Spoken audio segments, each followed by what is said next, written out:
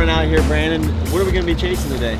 Well, we're here in Steinhatchee, Florida, and we're going to be chasing big gator trout, and I'm sure there's going to be some big redfish mixed in with them, but this time of year when we get around these full moons, those gator trout will spawn and they'll be full of eggs, so we should be looking for some fish in the 4 to 7 pound class range. Super. I'm super excited, man. I'm ready to go. I know, I can't wait.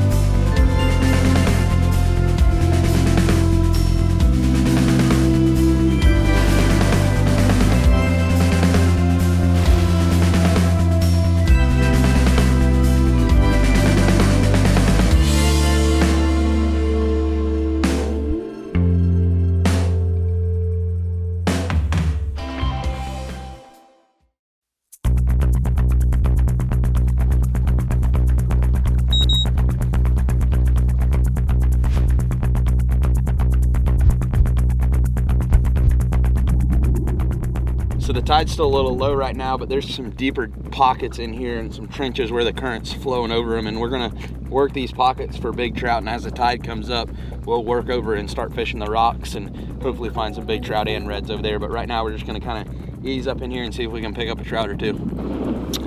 These are the TD Soul rods. These are great rods. You know, we worked with those guys to help develop this rod. You know, I know Brandon had a lot of influence on this rod, and some of the guys down in the Tampa Bay area, but they're great rods, great price point, double locking reel seat on it. It's just a really nice rod. This week we're fishing with John Crush. I kind of had to get on to him at first because we were out there to fish, and he's in the industry of selling and buying and all kinds. He knows every single product like the back of his hand in the fishing industry, and I kind of had to say, hey, we're not talking about product today, we're catching fish. And he kind of settled down and ended up throughout the day catching a few fish, and of course he talked about the product a little bit. So I know we were out there, and I do sell tackle for a living, but you know, we're out there, we're fishing. Brandon's all into, you know, the fish. Me, myself, I'm kind of looking at the tackle, and you know, he did have those TD Soul rods on the boat. Tried to tell him they make a difference. He's telling me I'm trying to sell product. I don't know what, I don't want to tell him. Good. He's going for that. He wanted that trolling motor. Still does. Yes, it does. Fire it up.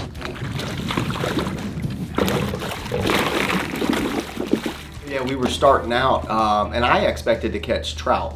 So we're drifting, you know, along a flat and some different drop-offs. And Brandon had said, hey, this is an area that he had fished in the past, and actually won a couple tournaments from that area. So I'm in my mind ready to catch a big gator trout. And lo and behold, I hooked I think it was the first fish of the day, and it was a really nice upper slot red. Super bronze, really pretty fish. So I was pretty stoked about that and knew it was going to be a good day from there. That's the awesome thing about this place. You catch a nice 20, 22 inch trout, and then a few casts later. Yeah, I was expecting the trout, and then he turned on it. I saw that flash, that gold color. Man, that hook gets good. Yeah. Like I said, that thing has great action. It does. You know, with that swiveling head. Beautiful fish. There it goes. That was not what we wanted to do. So apparently you have the right tools in your toolbox here with your Daiwa TD Soul rods, because we got on that redfish pretty quick, and I don't know about your release, but you know, I think that's like 2-0 so far. So I got to get you worked up a little bit. See, the more I run my mouth, the more fish you'll catch. So at the beginning of the day, I kind of had an idea that we were going to fish some deeper troughs for trout, and there was mixed in redfish with them, but we were trying to catch a big gator trout.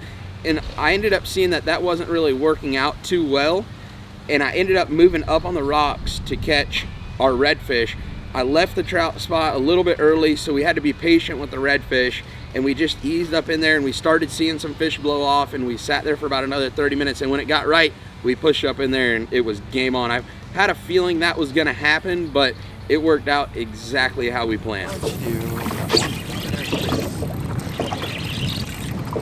little rat. Yeah. That's what I have.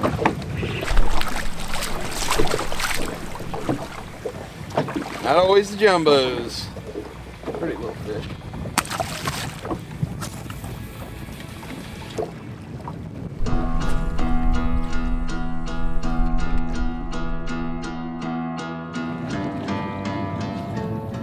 So Brandon, we've been bouncing around a little bit today. What are you thinking going forward?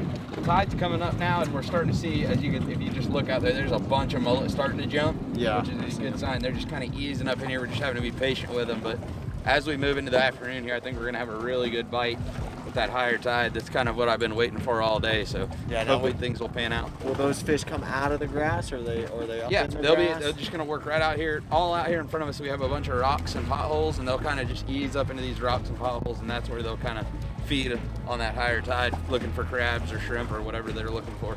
What are you throwing on that? I'm throwing a gold spoon, 1/4 ounce. This is a copper, actually. It's not a gold. It's just able to cover a lot of ground with it, which is key when it's kind of windy like this and you can't really see them. Yeah. We're just covering a lot of water. Big.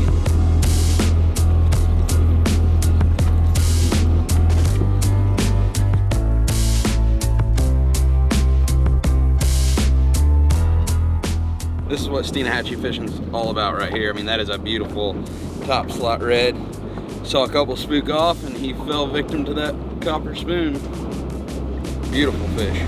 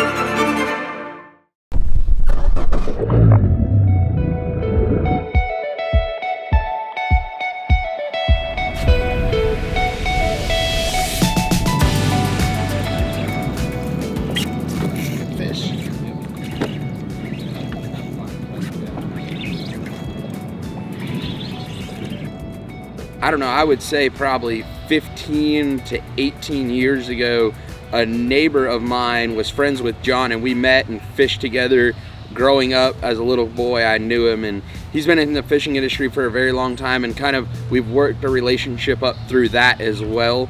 And it's really just taken off from there, and we fish together quite a bit and we do a lot of business together, so it's been good. Man, did you see the other fish? They were trying to freaking get the spoon out of this one's mouth. Yeah, he was. They could see that flash. That's awesome. Beautiful. Hit it hard. That's a top slider there. He's about 26 and a half, 27 incher, I would say. Very nice. Beautiful fish. You were right. They came, you know, we ran out, we had to come back, Yep. and boom, waited a little while, and they're here. Just being patient with them. That's the biggest key to it. Yeah. I mean, some days you got to do it. Yep. Yep. It's a good fish. Let's catch some more. John and I like to joke around a lot. We give each other so much crap throughout the day, fishing or just in general. We give each other crap. We're on each other hard. It's always a competition with us, and it's always fun when you have that. And landing them, I can't even get a cast in. You got me working. I got him working on his day off. Another nice fish, though.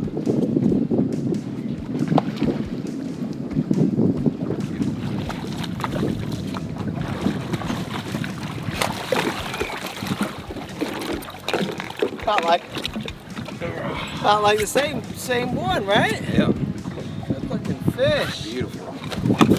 Well, I'll wait a little while and let you cast, I guess, huh? Nice one.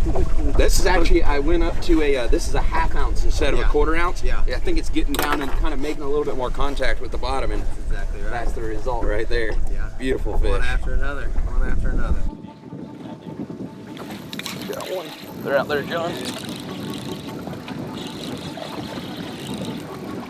I got this thing feels big. It's an absolute stud. I slowed my retrieve down big time right there, just to where I have a lighter spoon on. I have a 1/4 ounce instead of the 1/2.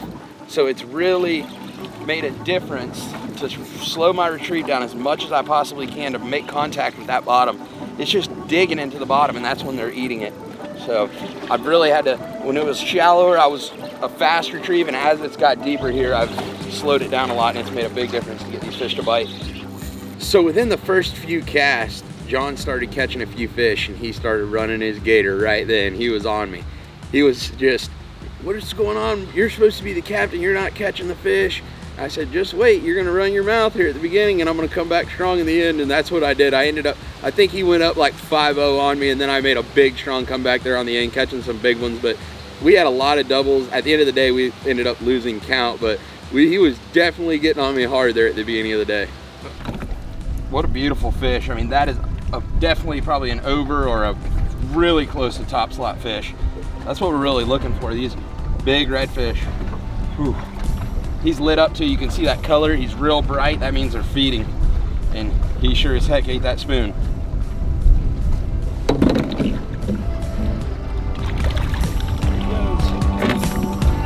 Whew. That is a blast right there.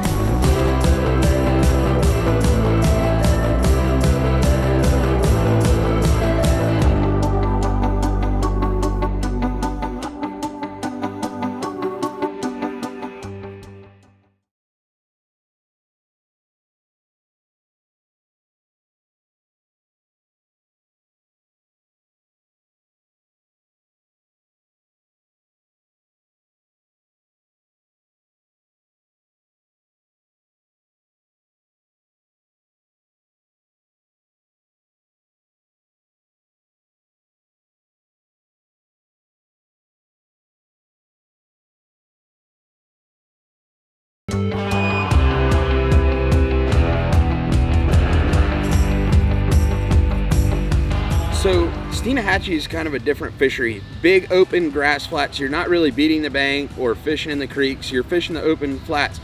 We were really power fishing until we found the school. We were throwing moving baits, we were fishing fast, and we were just covering a lot of ground. We would drift, pull up our anchor, drift, pull up our anchor, drift, and it was just, like I said, we were throwing a lot of moving baits. It was fast fishing, but we had a slow presentation, if you know what I mean. We were moving fast, but we were trying to keep our presentation as slow as possible because we really wanted to be making contact with our baits on the bottom. So that was a big key, but we were covering a lot of ground until we found that big school. Double up. I know, we need to drop the anchor and I can't get back over there to do it. Came off, that's fine. Drop the anchor, we good.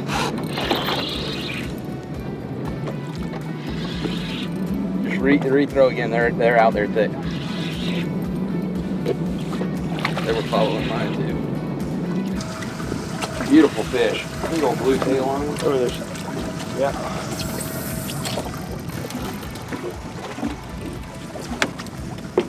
Yeah, he does have the blue tail.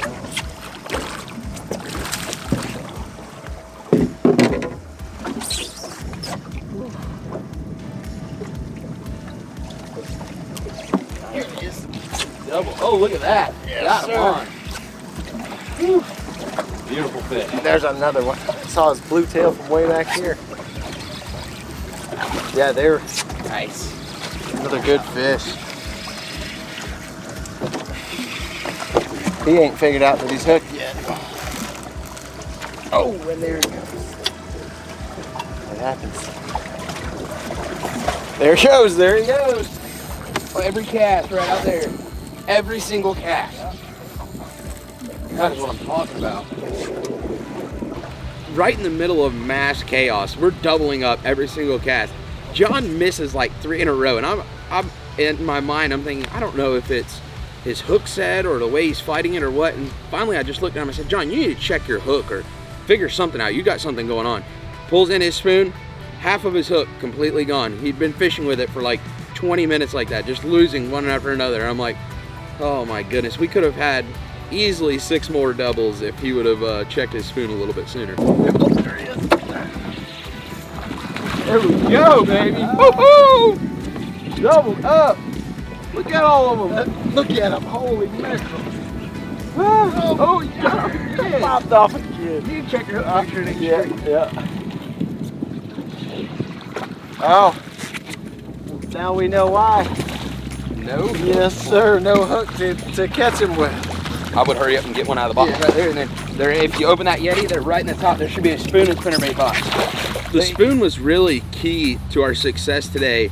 We went to a 1/2 ounce spoon so we could really make contact with the bottom. It would trigger that bite. And once you found the school, you can keep hitting them, but when they moved, we had to really fan cast out and then start fishing again, and we would find them, and that was the key to it. Take it out. Whew. Beautiful fish. Drumming like crazy. That is fun right there. Got him on. There he is. They're right there to the left a little bit. They moved about, I don't know, I would say 20 yards left.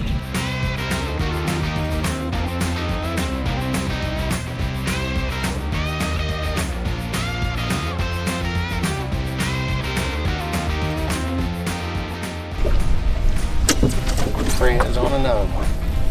We're hooked up. Beautiful fish. He's choked this thing down. He was hungry.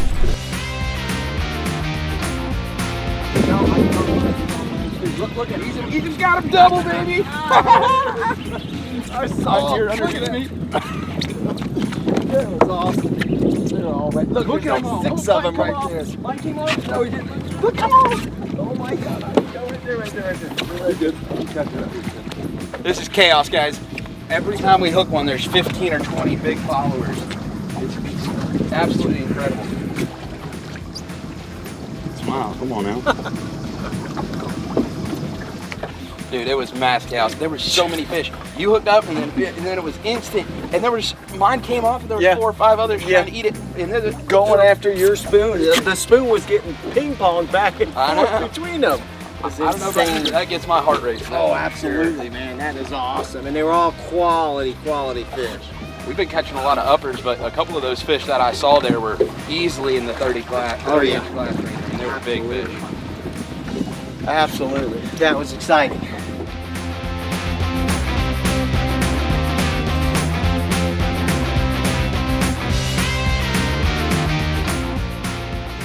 So on today's episode of Local Lines TV, we really used 2 baits all day long. Our number 1 was the Aqua Dream spoon in the copper and gold color. We were using a 1/4 and a 1/2 ounce spoon. As the tide came up, we went to the little bit bigger spoon, and that was a big key to our success. You really had to have that spoon making contact with the bottom. I also rig them up with a swivel on the top just so you don't get the twist in your line. I was throwing 20-pound diamond presentation fluorocarbon and 15-pound diamond braid. We were throwing them on TD Sole, medium heavy 7/6 rods made by Daiwa. We went with a little bit heavier rod because we were hooking some big fish. Those 30-inch fish on a 7/6 medium heavy are just, it was a little bit too much for that rod, so we bumped it up to the little bit heavier rod. Our other key, once we ran out of spoons, because we broke through a lot of them, broke a lot of hooks and things like that, was the Bullseye Spinnerbait by Z-Man, paired up with the Z-Minnow in Houdini color. This is an 1/8 ounce, and like I said, the slow retrieve making contact with the bottom was a huge key to success today on the water.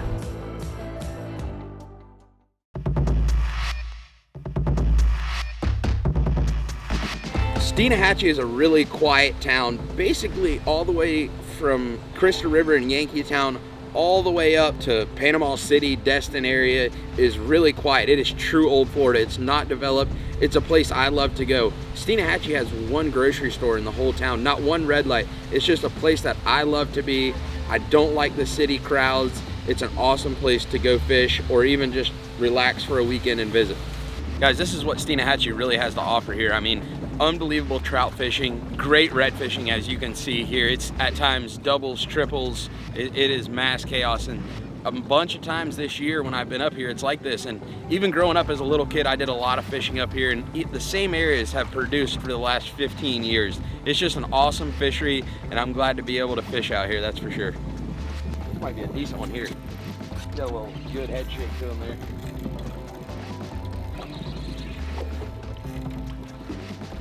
Whew. It is on fire. Right. There he is. Every single time, Look at, baby. You see all them just take off? Holy cow. That one's staying on.